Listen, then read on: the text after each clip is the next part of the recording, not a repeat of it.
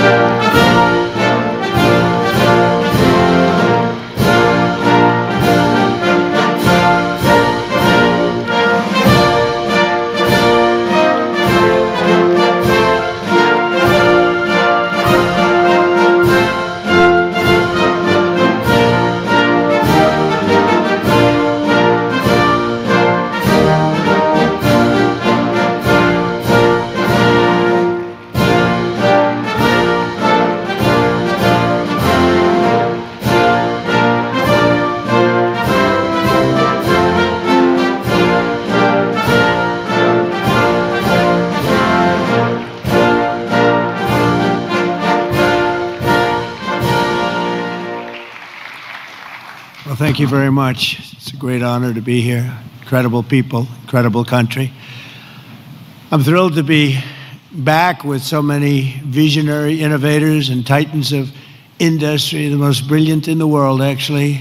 So many different locations, and they come from all over, but this is a very special country that I'm in, and the business leaders here at APAC are really fantastic. So many friends, and I want to thank our host at this important summit, President Lee of South Korea. He's a terrific person, and I'm going to be meeting with him this afternoon, and I look forward to that very much. The Republic of Korea is a cherished American friend and a close ally, and as we can see in this beautiful city, it's truly one of the most remarkable nations anywhere on earth. Here in this peninsula, the people of South Korea have forged a miracle of economic development like you rarely see, an industrial and technological powerhouse, and above all, a free society and enduring democracy and a thriving civilization. And I want to congratulate you. It's very few places like it. The entire world should be inspired by all that you have achieved, and they study you, and they do so much to understand what you've done, but most of them don't get it, and that's probably good for you. Keep it this way. Most of them don't get it. They want to get it, but it doesn't quite work out for them the same way it works out for you, so that's a great tribute to you. We have some very special people with us today, and I want to thank for the great job he's done, and also for being here, Secretary of State Marco Rubio. Marco, you're around here someplace. Where's Marco? Marco, thank you. Man who's doing a fantastic job, who understands the markets maybe better than anybody. Our Treasury Secretary, Scott Bessent. Scott, thank you very much. And somebody that you're dealing with, who you made a very good deal with, because you have very good negotiators, but he's pretty good too. Howard Lutnick, Secretary of Commerce. Thank you, Howard. U.S. Trade Representative, Ambassador Jameson Greer, is a fantastic person. And your career's Minister of Trade, Industry, and Resources, Mr. Jung Kwan Kim, who's an incredible man, actually. My people say he's very tough, however.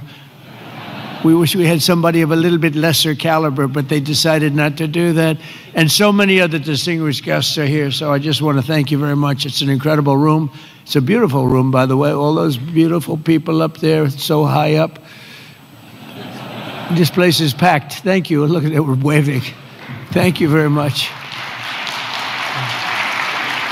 But as you know, APEC unites Pacific nations around our growing economies and promoting our shared interests, and today I come with exciting news from one of the largest Pacific nations. We'll call ourselves a Pacific nation, but one of the largest of them all, the United States of America.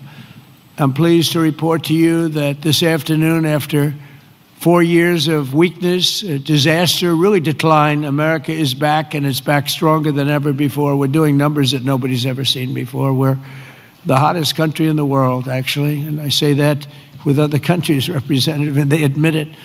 But I do say it very proudly. 1 year ago, our country was in very, very serious trouble. Some people thought our country was dead. Now we're literally sort of an inspiration to a lot of other countries. We are indeed, I use the term hottest country, but we're the hottest country anywhere in the world by far. The United States is blessed with right now, the strongest economy, the strongest borders. This all happened over the last 9 months. The strongest military, the strongest friendships, and the strongest spirit of any nation on the face of the earth. This is a golden age in a short period of time. I knew we could do it. I didn't know we were going to do it this quickly. It's a little bit more than 9 months. So in less than 1 year, we've secured commitments for over $18 trillion of new investments. As an example, the previous administration, in 4 years, they did less than $1 trillion.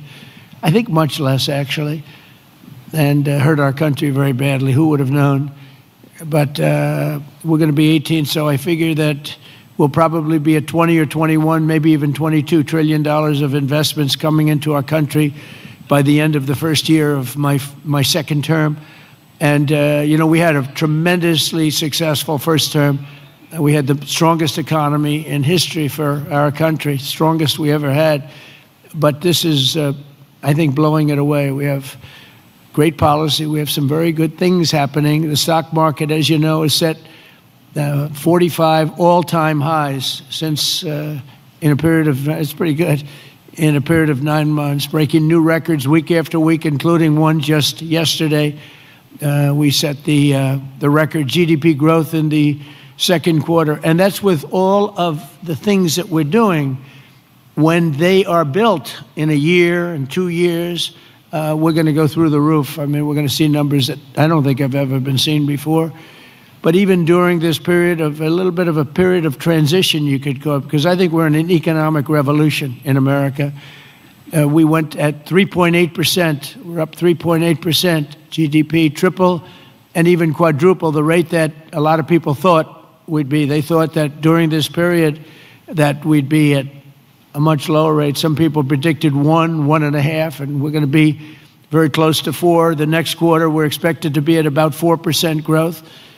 And after that, I mean, I can't even predict, because when all of these factories that are moving in, the car plants are moving in. Yesterday, I was with Mr. Toyota in Japan, and he's just announced he's going to spend, they are going to spend $10 billion, and they're going to build new car plants, and they're going to build them in numerous states, about 6 or 7 different states.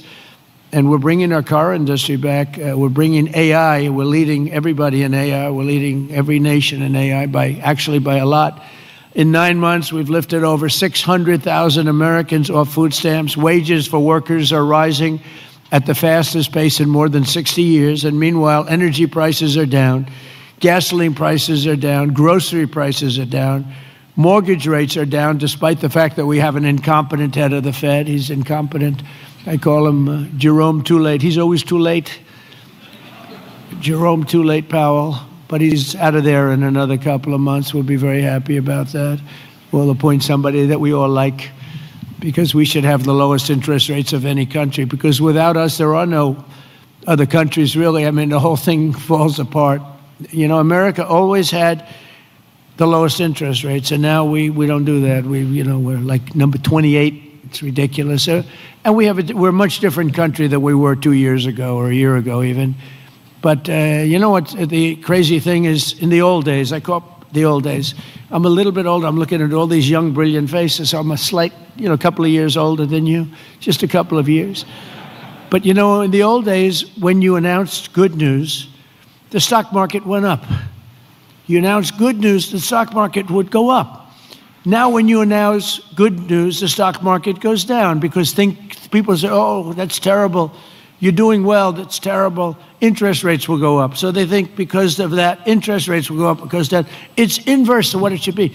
We're going to go back to the way it used to be. When we announce good news, the stock markets are going to go up. And that's the way it should be. And we're going to really ride that very hard. And when we announce good news, we're not going to have a Fed that's going to raise interest rates because they're worried about inflation in 3 years from now or something. When we announce good news, we want the stock market to go up, not to go down. And the scourge of inflation we inherited. We inherited the worst inflation ever that we've ever had. I inherited from incompetent people, and now we're down to a very low rate of inflation, 2.7%, and it's going to be a little bit lower than that. It's almost a perfect number. Believe it or not, you don't want to have zero. You want to have like 1% to 2%, and we're very close to that number. But we had inflation the worst in the history of our country. But factories are booming in the USA, and manufacturing productivity is rising 5 times faster than it was just 1 year ago. Think of that. Steel production is way up by 155,000 tons a week. Oil production is through the roof by 500,000 barrels a day. And mining of clean, beautiful coal, I call it clean, beautiful coal, is up by 2.6 million tons every single month. And we brought coal back into the picture. What you can do with coal today is incredible. So I call it clean, beautiful. I don't use the word coal, I say, because it's got a little bit of a problem, public relations-wise, the word. So we call it clean, beautiful. My administration's not allowed to use the word coal. They have to say clean, beautiful coal. We've given it a new name. It's a three-name deal. Even semiconductor manufacturing is rapidly returning to the United States. NVIDIA and TSMC have just produced the first state-of-the-art Blackwell chip that was 100% made in the USA. In fact, Jensen, who's an incredible guy, he might be here. I don't even know. Is Jensen here? I think he's around. Somebody said he's here. How is he? Pretty good, right? Got a chip that's like 10 years advanced, but he's great. And they're all, building now. They're building tremendous plants in the United States, Arizona, Texas, all over. We're going to have a big portion of the chip market just in a very short period of time. But these tremendous strides are also creating great jobs for our citizens. 1.9 million more American-born workers are employed today than when I took office 9 months ago. Think of that. Almost 2 million people more American workers. Nobody's ever had numbers like that. And those numbers are going to get much bigger, much better than that when we open these plants that are being built all over, the AI plants. I've never seen plants this big. I built shopping centers. I built a lot of things, but if you spend $250, $300 million, you can build a big shopping center. These people are spending $50 billion to build a building. And I say, what's your product? Information. I said, well, good luck. That's a lot of information you're going to have. But, they're the smartest people in the world. They're doing it, and they all think it's great. All I can do is make it easy for them. And what I've done, one of the things that I'm most proud of, because I thought of it like every, country, our electricity production, our energy production is not, it's not, nobody ever saw this kind of a revolution with the AI. And what they need more than anything is electricity.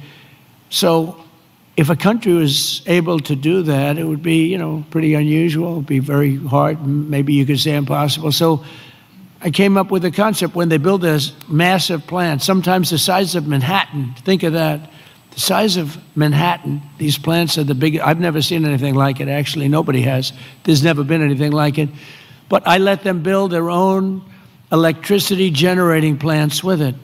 So they're building their own electric. They're sort of becoming an electric producing company in addition to all of the other things that they produce, including information. And what they're able to do is start immediately. We're giving them very fast permits. We're no longer having them wait for 10 years, 12 years, 15 years prior to rejection. They'd go 15 years and then they'd get a vote, a rejection. And by that time, their concepts were old and obsolete anyway. So, it's terrible. And we're getting it done rapidly, literally rapidly. And they're coming up with electric generating plants, the likes of which nobody has seen. The companies are standard companies that do electricity and create power companies. They've never seen anything like it, because we have a level of genius, a level of people that are designing things that nobody's ever seen before, that produces vast amounts of electricity for their plant. And if they have extra electricity, they sell it back into the grid.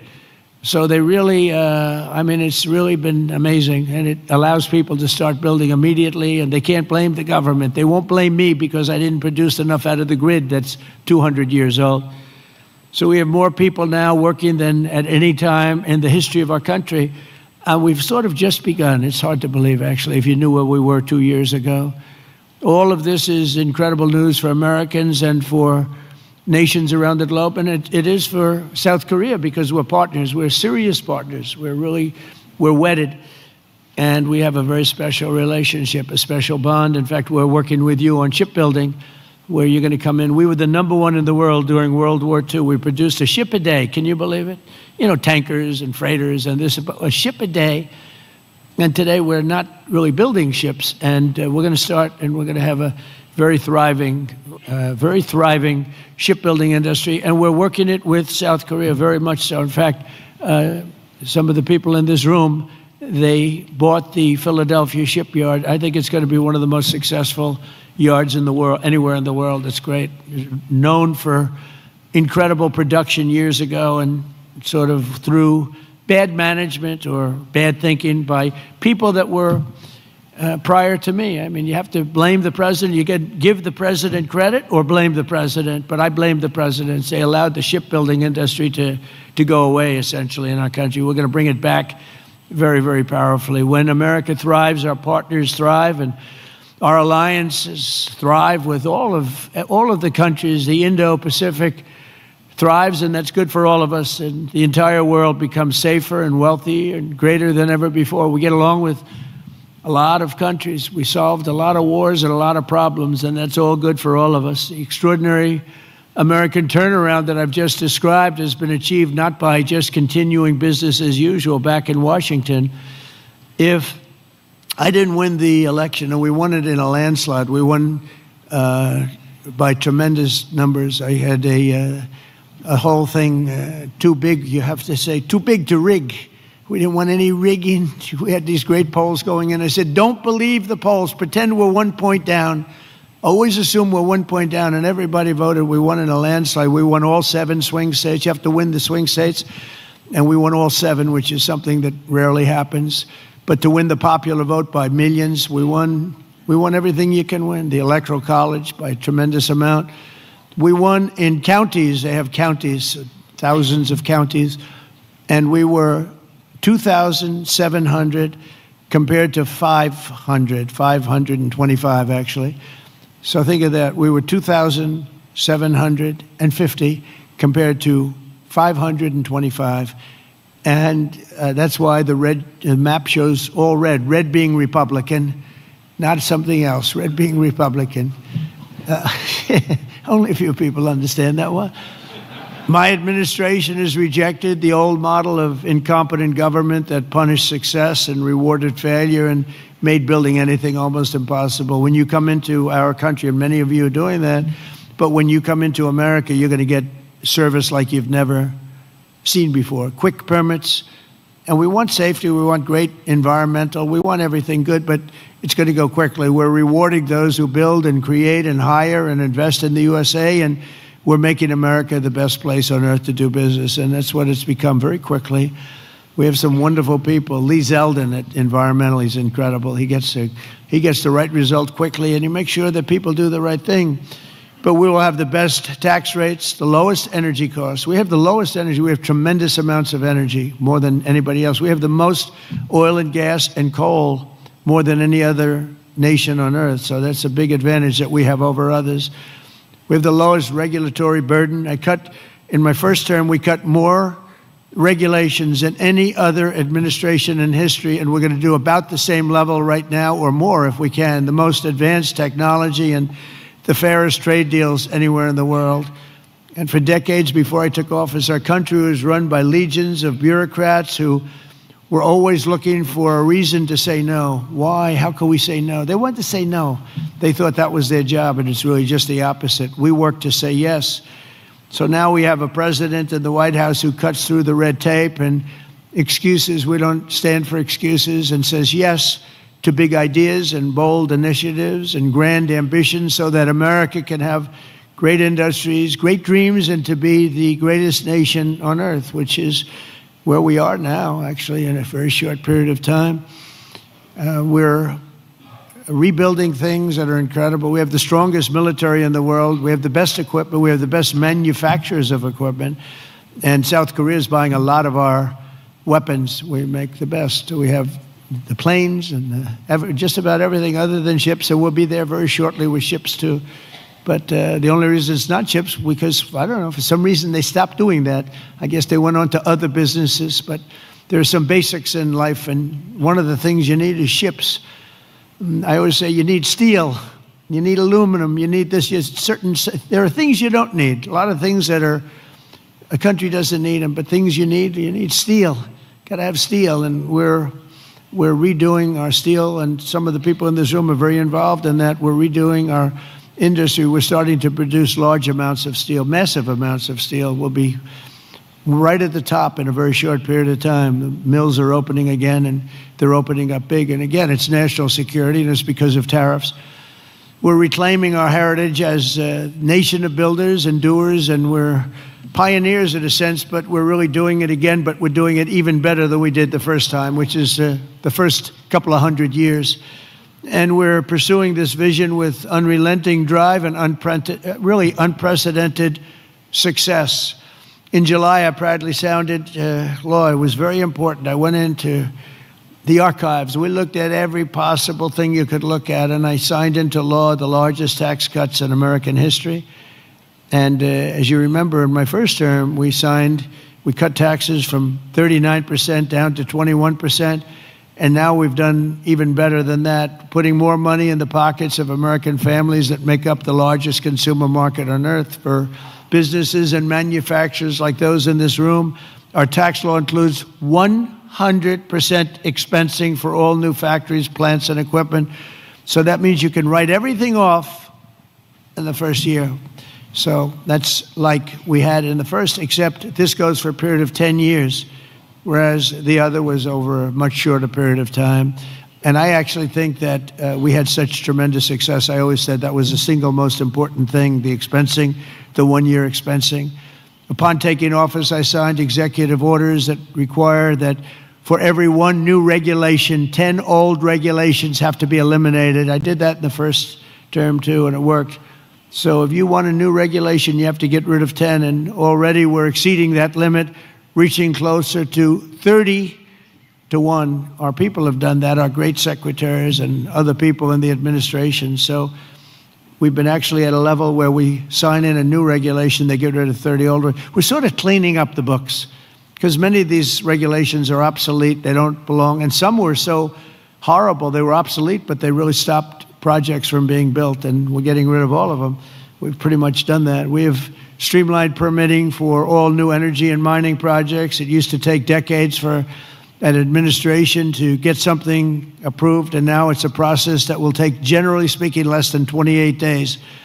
In addition, across government, we're guaranteeing a rapid and expedited regulatory review for all new projects in the United States, and that's worth billions and billions of dollars to industry. You spent more money on trying to get something approved than you do in building the plant itself. You know, in Louisiana, my first term, there were 2 plants, and one was financed by a tremendous group of Japanese investors, and it was about $16 billion, LNG plants. Another one was financed by people from South Korea and others. LNG, both of them, massive LNG. They were in the review process. One was 15 years, one was 16 or 17 years, and they were then told, forget it, we're not going to get it approved. So I came into government, I heard about it, and I love Louisiana. We did very well there. We did well in just about all the states, but we did really well in Louisiana. And so I got involved. The one plant that was in for almost 15 years, I got it approved in 1 day. 1 day. In fact, when we called the people to say that they got approved, they didn't know what the hell we were talking about. They said, you got it approved. We sort of gave up on it. I said, no, you don't have to give up. We got it approved. The other one took me a little bit longer. I didn't do as good a job. It took me 1 week. And they got approved, and they got built. They're massive plants, and they're doing unbelievably. They're like setting records, LNG, big, it's like the Empire State Building lying on its side. And all I know is, I looked at it, I said, what kind of a building is that? All it's got is pipes going back and forth. I never saw anything like it, but whatever it is, it works. And they've been very, very successful. But think of it, 14 and 15 years, and I got one approved in 1 day and one approved in 1 week, and they've been doing great, and they've been good for the environment. I've shrunk the size of government for the first time in many years since January. 100,000 bureaucrats have left the federal payroll. You've probably seen that. So we're creating real jobs. We're getting rid of wasteful jobs. Government spending is down 2.5% this quarter compared to 1 year ago. It was going through the roof in the previous administration. And in stark contrast to 4 years ago. I mean, if you look, 100% of all new jobs created in America under my administration have been created by the private sector. Think of that. The government created no new jobs. The private sector created the record number of jobs that we're talking about. That's a country. That's really a success. It's easy to create government jobs. I could say, add a lot of people to your payrolls. I can fake up the numbers if I want, but that's not the way you build a great country. You don't do that here, and that's not the way. But it's a good way to show good numbers, I'll tell you. You just tell everybody, hire a lot of people. That's what they used to do under the Biden administration, under Barack Hussein Obama. You had, they'd say, hire a lot of people so we can make our numbers look good. I do the opposite. And we have real numbers. These are real numbers. There's truly no better time to invest in the USA. The results speak for themselves. Since the election, TSMC has pledged to invest $100 billion in the United States. So they're coming in from Taiwan. We have tremendous numbers of companies coming from Taiwan and building in the U.S. Apple, $600 billion investment. Hyundai, $26 billion. Micron, $200 billion. SoftBank, OpenAI, and Oracle, over $500 billion. Amazon, $35 billion. Pfizer, $70 billion. Jera, $200 billion. Google, $25 billion. NVIDIA, $500 billion. Genentech, $50 billion. Johnson & Johnson, $57. We're bringing back all of our pharmaceutical business. IBM, $150 billion. AstraZeneca, $50 billion, among many others, many others, too many to talk about. But one of the most significant factors in this remarkable surge of new investment has been my transformation of trade policy. 8 years ago, I came to this very summit. I was here. Does anybody remember? I don't know. I remember. Does anybody remember what I said? Yeah, there's a few hands up there. It must have been a great speech. 3 people. It's not too many people. But there's no reason to, because you saw whatever I said, I did.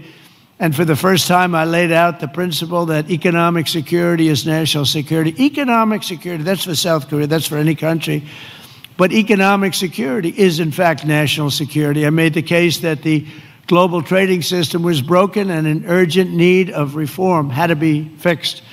The system had been exploited by countries that broke the rules at the expense of countries that followed the rules to a T, and asked the nations of APEC to be our partners in making the system fair and more sustainable for all of us, and we all work together, the APEC nations.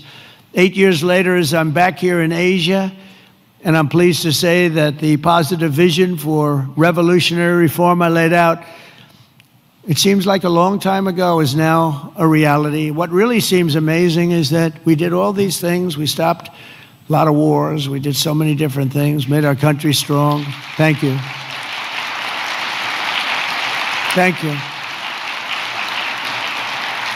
And the campaign seemed like so long ago. And I was reading something today in one of the journals, and they said, can you believe it? 1 year ago, I was campaigning to win. Think of that. It was about a week. In a week, it'll be November 5th. And November 5th was the election. I said, can you imagine that? Here I am, president. We've done so many different things, economically, militarily, peace-wise, peace through strength. And yet, 1 year ago, it's not long ago, I was campaigning. We didn't win. We were campaigning, and then we had the election, and we had a great election. And the spirit in our country is like incredible. If you compare that, we lost a lot of spirit in our country. Our country is depressed. They were very depressed, and they had a right to be. But around the world, we're signing one trade deal after another to balance our relationships on the basis of reciprocity. Very important word. On this trip alone, I've signed groundbreaking agreements with Malaysia, Cambodia, Japan, and Our deal with the Republic of Korea will be finalized very soon, like moments or very shortly thereafter. These agreements will be incredible victories for all of us because everyone is better off when we have stable partnerships, not plagued by chronic problems and imbalances. You know, probably you know that President Xi of China is coming tomorrow here, and we're going to be, I hope, making a deal. I think we're going to have a deal. I think it'll be a good deal for both. And that's really a great result. You know, that's better than fighting and going through all sorts of problems and, you know, no reason for it. I think it's going to be a great deal for both, so I'll be meeting him tomorrow. A lot of people are interested. They're also interested in what we're doing, but they're interested in that. I can tell you a lot. The world is watching, and I think we'll have something that's very exciting for everybody, and that's also good for South Korea. It's good for all nations. We're ending gaping trade deficits, unfair trade barriers to market access, insecure supply chains, weak, pathetic supply chains, and much, much more. We had such bad supply chains under the last administration. It was embarrassing. And we're entering a new era of trade that truly works for both sides. Got to work for everybody. You know, deals have to be good for everybody. I've heard that all the time, and I never really believed it, I'll be honest. I said, if you make a great deal. The best deals are deals that work for everybody, especially when you're talking about nations. You know, when you're talking about nations, it really is a little bit different than you're doing a business deal and you want to just rip their hearts out, right? These guys know what I mean. They've ripped out so many hearts. But when you have nations, it's a little bit different, you know? You gotta all balance out a little bit. When I announced reciprocal tariffs last April, some people thought it was wonderful and others really weren't so sure. They weren't sure. They didn't understand tariffs because tariffs were used against us. We didn't use tariffs stupidly. And we do now. National security. This week we proved once and for all that few critics, there were no critics left. The only critics are people that took advantage of us for many years, and now they're not able to do that. The deals we're signing with our friends and partners are making our alliances closer and stronger than ever before, and they respect us because it was so foolish. The people that ran our country were so foolish. With these agreements, our nations will extend our vital security alliances into the realm of economic security for the first time ever. We're forging new partnerships on strategically important industries like shipbuilding, energy, semiconductors, critical minerals, and, you know, very important pharmaceuticals. We learned that during COVID. We had to rely on other countries to give us pharmaceuticals. You can't do that. You have to, certain industries you want to have there. You want to have your medicines made ideally in your own country. Many of our agreements also include deepening collaboration of industries of the future, such as nuclear, quantum, artificial intelligence, where America is number one by a lot. Actually, we're really number one by a lot. We're number one in military consequence. We're number one in military in the quality of the weapons. That's why everyone wants to buy for us. I'll tell you what, we have a long lead on is submarines, nuclear submarines. We are so far advanced that by perhaps 20, 25 years. We're 25 years ahead of any competition. And not only are the tariffs strengthening our alliances, they're also bringing peace to the world. On Sunday in Malaysia, we signed the Kuala Lumpur Peace Accords, ending forever the war between Cambodia and Thailand. Thank you. Thank you. You know, it's interesting. We were making trade deals with Cambodia and with Thailand, and I sort of watch what I do. I don't go to the beach and sleep all day. I like to watch. And I see Cambodia, Thailand, among many other nations. And this is true for numerous other deals too. But I see Cambodia, Thailand, and I read a front page story about the fact that there were thousands of dead people along the border. And they fought for a long time. And I said, wait a minute, we're making deals? And they're starting a war? They were just starting, and it was vicious. Thousands of people were killed along the border, their two borders. And I said, let's call the head. I didn't know the heads of either one. I called them. They were both great people and sort of reasonable. I said, listen, you want a trade deal? We're not going to make a deal with you if you're going to be in war. Then I called Cambodia. I called Thailand. I called Cambodia, back and forth. And after about 2 days, we ended up with the help of Malaysia. Malaysia was like a mediator. We used a beautiful facility in Malaysia because it was too hot. The other two, and I don't mean hot weather-wise, I mean it was hot. It was too hot with bullets flying all over the place. And Malaysia was fantastic, and they helped implement it. The prime minister was great guy, just left him. And within 2 days, we signed a deal, and the two people came in. They were like best friends. It was a beautiful thing to see. We saved, probably millions of lives. They've had a tempestuous relationship for, I said, for how many years? 500 years. They said, that's a long time. That's a long time. But we think this is going to be, hopefully, I use the word everlasting. Same thing in the Middle East. We hope it's going to be everlasting peace. They've never had peace. They've 3,000 years, and we signed in the Middle East. But I've ended 8 wars in 8 months, and in many instances, trade has played a big part in getting those wars ended. On top of it all, tariffs now projected to reduce our deficit by $4 trillion over the next 10 years, and I think actually much more than that. That's national security, because you can't have deficits and you can't have debt all over the place. And it stops inflation and strengthening the dollar and ultimately balancing our federal budget, which I think we're going to do very quickly, only because of our policy of fair tariffs. And for any company that does not wish to pay the tariff, I say, you could build your factory in America. If you build your factory in America, there is zero tariffs. But, again, going back to the wars, it's so important. If you look at India and Pakistan, so I'm doing a trade deal with India, and I have great respect and love. As you know, for Prime Minister Modi, we have a great relationship. Likewise, the Prime Minister of Pakistan is a great guy, and the Field Marshal, they have a Field Marshal. You know why he's a Field Marshal? He's a great fighter. He really is. He's a great guy, too. And so I know them all. And I'm reading that 7 planes were shot down. They're going at it, and they're really starting to go. And it's a big thing. These are 2 nuclear nations, and they're really going at it. And I called Prime Minister Modi. I said, we can't make a trade deal with you. No, we must make a trade deal. I said, no, we can't. You're starting a war with Pakistan. We're not going to do it. And then I called Pakistan. I said, we're not going to do trade with you because you're fighting with India. And, 2 nuclear nations. And they said, no, you should let us fight. They both said that. They're warring. They're strong people, I'll tell you what. Prime Minister Modi is the nicest looking guy. He says, and he looks like you'd like to have your father, he's a killer. He's tough as hell. No, we will fight. I said, whoa, this is the same man that I know. But after a little while, and they're good people, and after literally 2 days, they called up and they said, we understand, and they stopped fighting. How is that? Isn't that amazing? Now, you think Biden would have done that? I don't think so. Most people wouldn't have thought of it, but, they wouldn't have thought of it. No, but here we are, we're doing deals. So you add an extra sentence, and you say you have to stop shooting at each other. 7 planes were shot down. You have to stop the war.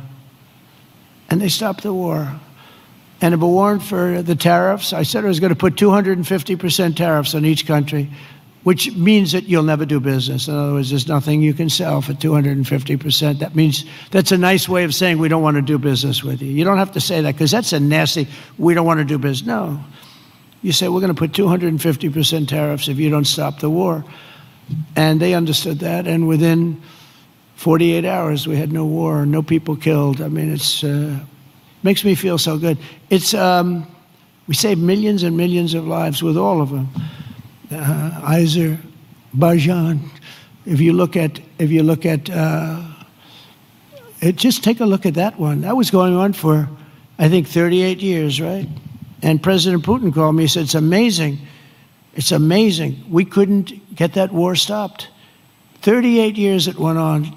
Millions of people killed, and we got it done. And the 2 countries came in, and they were in the White House, and they started off here, and they got closer. After an hour, they were hugging each other in peace. It was amazing, actually. It was beautiful to see 2 very good countries, 2 very good leaders.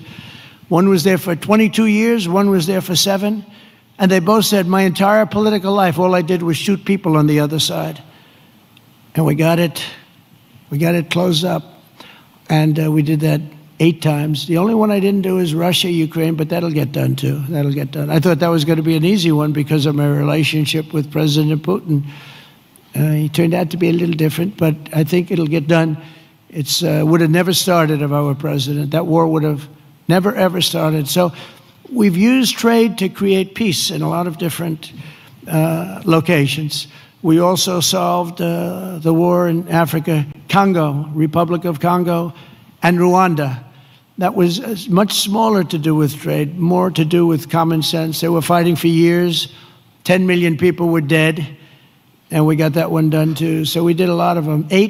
We did 8 in 8 months, and I think the other one's going to come along. I really think so. I thought that would have been one of the easier. Who would have thought we created peace in the Middle East but didn't get Russia and Ukraine? Because peace in the Middle East was undoable. They're looking, they're shaking their heads. It was undoable. We got it done. 3,000 years, okay? They never had peace. They never had anything like it. We have all countries signed up, and the level of spirit and everything. I think it's going to hold for a long time, hopefully forever. Hopefully that's an everlasting one too. So in conclusion, at some point in your careers, every great business person and CEO in this room today has faced critics who said reform, innovation, and bold action would only lead to a total disaster, but none of us would be here if we had listened to the small minds with no vision. These are small minds with no vision. They had no understanding of success. They had no understanding of life and death. True success comes from having the confidence and the courage to prove the doubters wrong. And oftentimes you'll go the opposite way of almost everybody, and you'll be the one that's right, and the others will be the one that's wrong. And that's where you have your greatest successes. And that's what America and our Indo-Pacific partners really are doing this week, and what our businesses and entrepreneurs do each and every day. That's what you do, the most successful people in the world. Together we're solving the challenges that no one before us has ever been able to solve, and we're forging a free and open Indo-Pacific, and for all of the people, we're creating a future of dignity and security, prosperity and pride.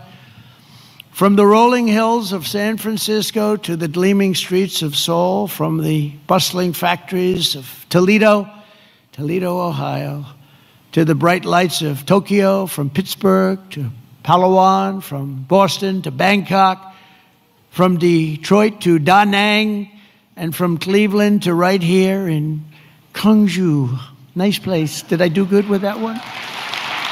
Did I do okay? Gwangju. Good, beautiful place, by the way. We're strengthening old friendships, forging new bonds, building new factories, pioneering new industries, and creating a dramatically better world for our children and for generations to come. Together we will build a future of strong, independent nations on both sides of the vast ocean, joined by our common interests, united by common values, and reaching constantly toward a richer, safer, and more peaceful Pacific with fairness, persistence, and common sense. That's such an important 2 words. We will build together, we will trade together, we will prosper together, we will thrive together, and above all, we will win together like never before. We're going to have an incredible relationship together for generations to come. And I just want to thank everybody in the room. I know so many of you, you're incredible people. God bless you. God bless the nations of this great region, and God bless America. Thank you very much, everybody.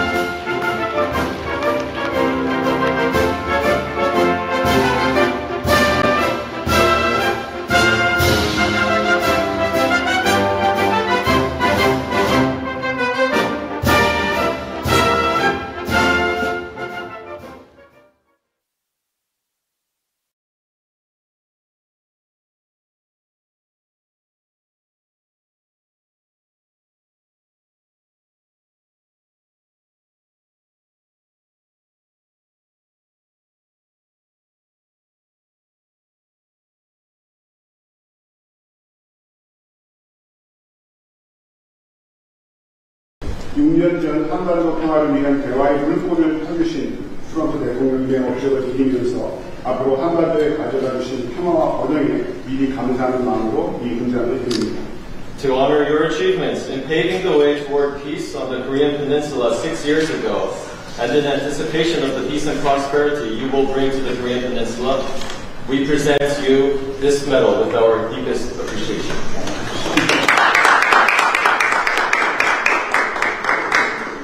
Thank you very much.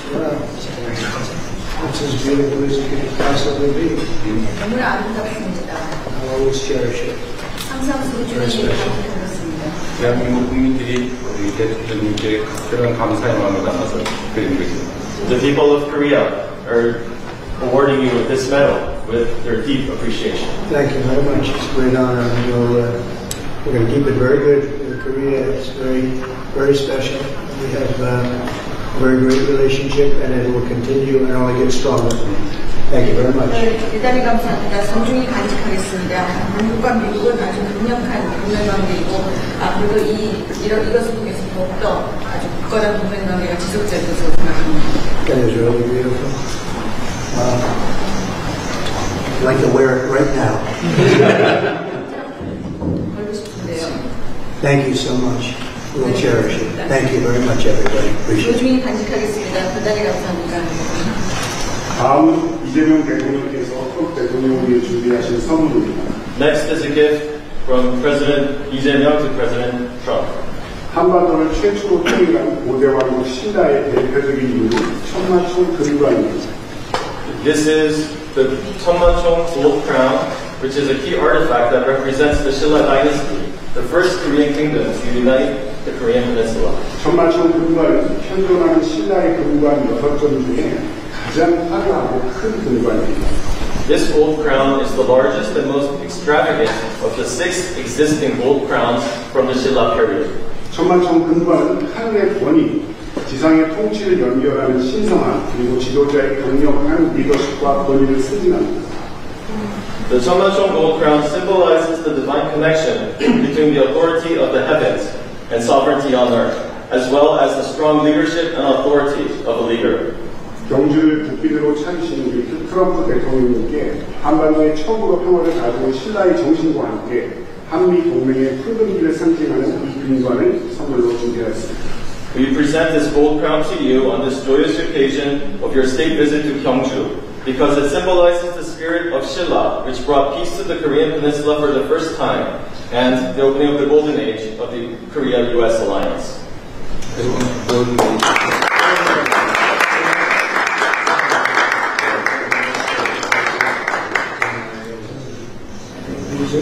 That'll be really special. It'll be a very special place. Thank you very much. 특별한 선물 감사드립니다. 한국과 미국 간의 새로운 시대를 위해 To new trust and companionship between Korea and the United States. Absolutely. That's right. Thank you very much, everybody. I appreciate it. Thank you very much. 대단히 감사합니다. Okay.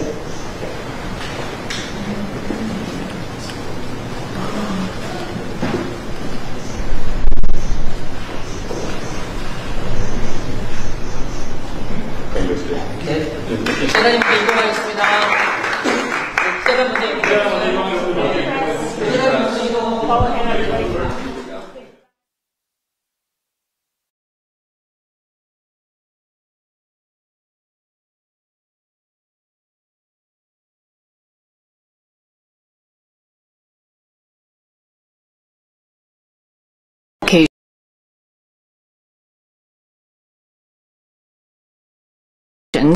And you are indeed one and only foreign head of state who has made 2 state visits to the Republic of Korea. And it is the first time that you are the first U.S. president that has been conferred the Grand Order of Mugunghwa by Korea. So indeed, our meeting is very meaningful. And what is also significant and impressive is that it's been 9 months since your inauguration, and around the world, in 8 conflict zones, you brought peace. So you are indeed a peacemaker. So it's almost once a month. So many people have been killed and so many damages were done, but you have been successful in bringing peace to many parts of the world. And I hope that your peacemaking skills can be applied to the Korean Peninsula so that we can bring peace on the Korean Peninsula as well. And if that happens, I believe that you will be recognized forever in the history of humanity. And also this will be indeed welcomed by Korean people, because bringing permanent peace on the Korean Peninsula has been a long desired goal for our country. And as I mentioned many times, you have wonderful capabilities and skills as a peacemaker. And if you can help us, and if you can establish peace on the Korean Peninsula, then we will support you so that you can become a peacemaker on the Korean Peninsula as well. Chairman Kim, I hope, will see your true heart and intention. This time, your meeting with Chairman Kim did not happen, but I am very happy that you are willing and open to having a dialogue with Chairman Kim, and the posture itself is a lot for us. And so far, Chairman Kim has not really accepted your good intention and your gesture, so this time it did not happen. But I believe that we've been planting good seeds for a better future, and I hope that your gestures and your words will serve as an opportunity to further open up opportunities for better relations, and we will continue to support your endeavor. As you may know very well, on the Korean Peninsula, a war is going on, technically speaking. So the two Koreas are at war, technically, but with the help of the U.S. and the international community, we have been able to grow our economy and advance our country. And going forward, our bilateral relations are going to focus on modernizing our alliance so that our alliance can become more comprehensive and strategic. Korea has decided to increase our national budget for defense, so military spending and defense budget will be expanded to further strengthen our military capabilities. As you may know very well, the current defense budget of the Republic of Korea is about 1.4 times of the total GDP of the DPRK. So our budget, our military spending is quite significant, and we're ranked number 5 in terms of our military spending. So already it's quite a lot of money. However, I know that it is important to continue to lessen your burden, military and defense burden for us. So we will continue to increase our military spending. Furthermore, I'd like to mention a few things. When I met with you last time, I didn't have a chance to explain in further detail, so there may be some misunderstanding.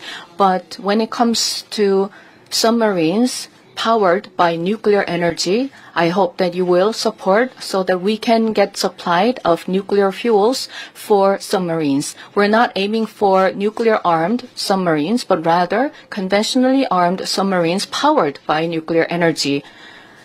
Because our conventional submarines have limited capabilities, they cannot really effectively monitor and counter any undersea activities from other countries. So if you allow and support the supply of nuclear energy and nuclear fuel for submarines, then we will be assisting building submarines and military vessels. And if we are equipped with nuclear-powered submarines, we can help your activities around this region by providing the patrol and other activities. I understand that you have already expressed support for reprocessing of spent fuel and enrichment of uranium. And if you facilitate the working level consultations between our two countries regarding that, we will be able to achieve good results.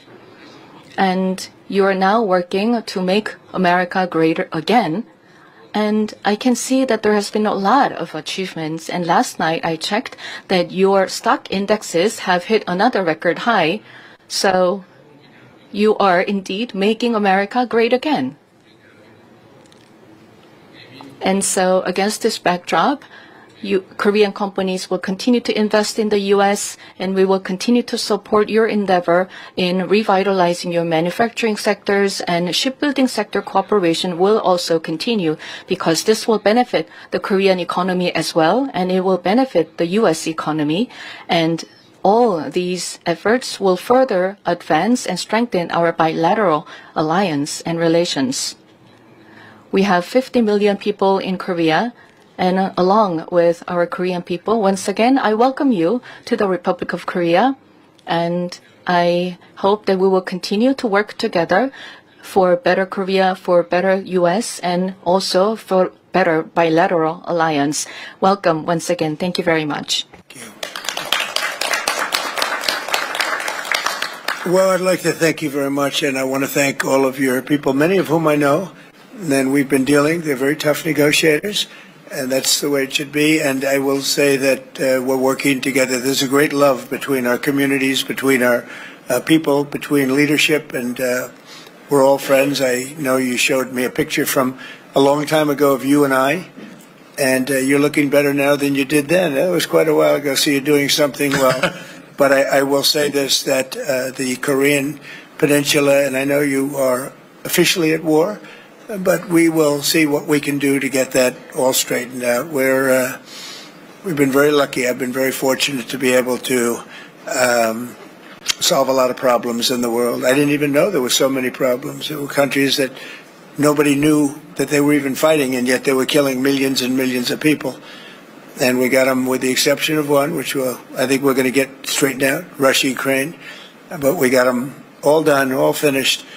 And you know that I'll be working on this very hard with you, with your team, with a lot of other people, see if we can do something that makes sense. I know Kim Jong-un very well. We get along very well. We really weren't able to work out timing. We have President Xi is coming tomorrow, and that was something that obviously is very important to the world, to all of us. You'll be watching very carefully. We're meeting right here, and we're all looking forward to that. I think it's going to work out very, very well for everybody, and I look forward to seeing him. And that was our focus really for this visit.